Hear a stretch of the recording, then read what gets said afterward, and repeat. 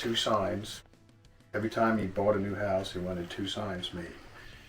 And he gave me this Kabbalah book, and he gave me a Disney book that had Grandpa Donald Duck painting hex signs on the barn. A triple distal thing, 3 distal things. And he painted them right side up to let the good luck in, and the other side of the barn was upside down to let the bad luck out.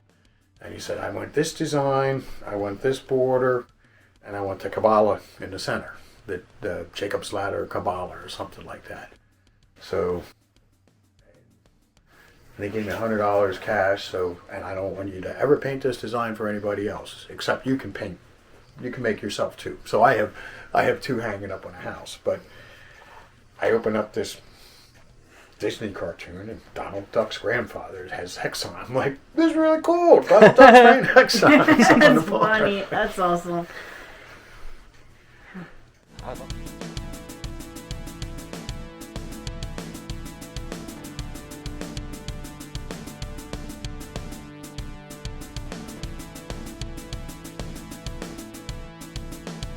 The receipt came and I went, and he's like, here, get a pair. Like, yeah, it happens. It does.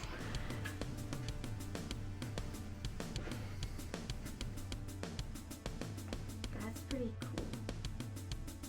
Sometimes the brush gets pregnant, what they call, where it builds up back here and you're painting and all of a sudden it lays out a big old blob of paint. They always call that the pregnant brush.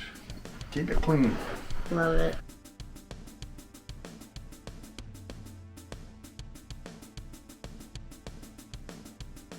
So what's going to happen here, this watered down latex, this is enamel after I did all the white enamel, but I started by putting the watered down latex on.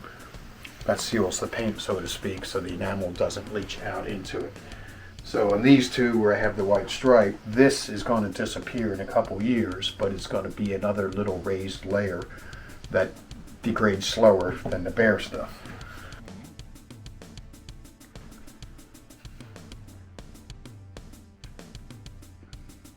They're not really as straight as, you know. It was at a lecture I did in Jersey, and I held my sign up, and you look, and the lines are, you look at it, and it's all straight. But I said, well,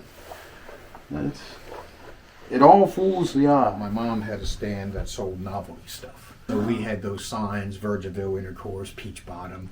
We had marriage certificates, birth certificates, trivets, and silk screens. And my dad was set up in the arts and crafts barn, so he had the hand-painted ones. So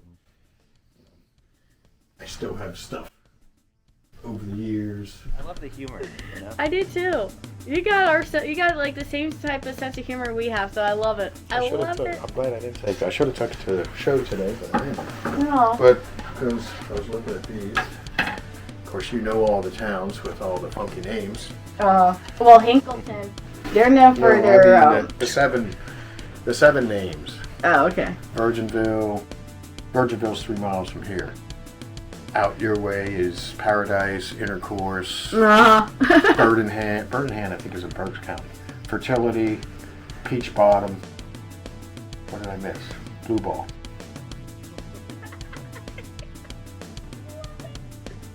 I love it. I made one of these for somebody that wanted all the towns in, so I had to make this little story that wrapped around. Oh my gosh, that's true. Birdenhand ain't quite Intercourse, you know.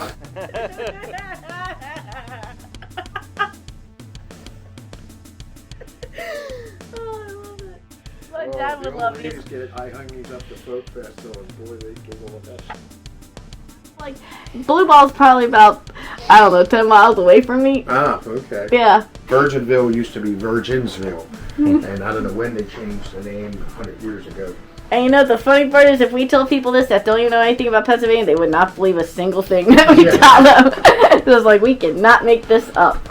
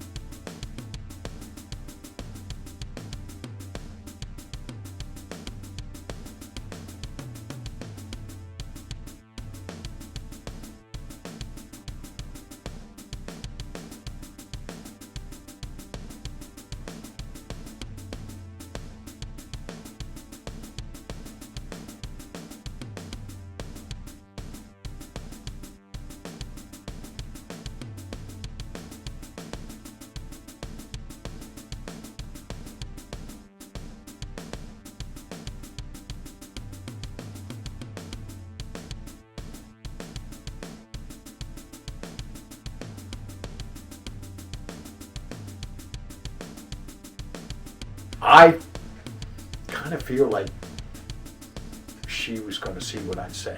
Oh yeah, that's my design. I painted that, you know, knowing that she knew it was her father's design. So 10 years later, 15 years later, you know, I'm a restoration carpenter. Well, we sided a house out near Virginville where the other daughter lived, and she was like 85 or something. And one day after work, I sat with her and questioned her about her father. She gave me all these pictures. She pulls out those watercolor, and I open them up. I'm like, oh my God, this is like, they belong in a museum, you know? Yeah. And they are now at the Heritage Center in Kutztown. Wow. But this is Patrick's other book that he wrote from 2013. So that's a fantastic book as well. That had to be an honor meeting his daughters. Yeah. Wow. Yeah. But the funny thing, when I met her, the next day, Ivan Hoyt's another painter there, another HEXED painter.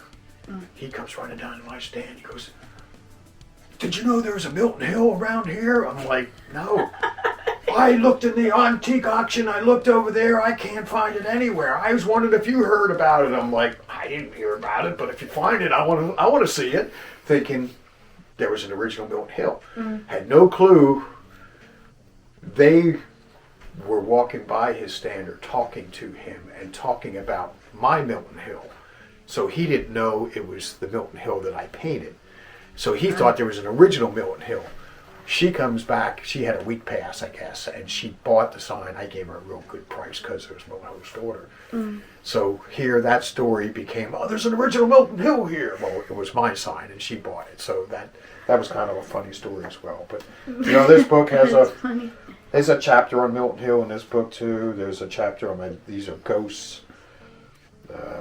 There's Elbridge's interior art.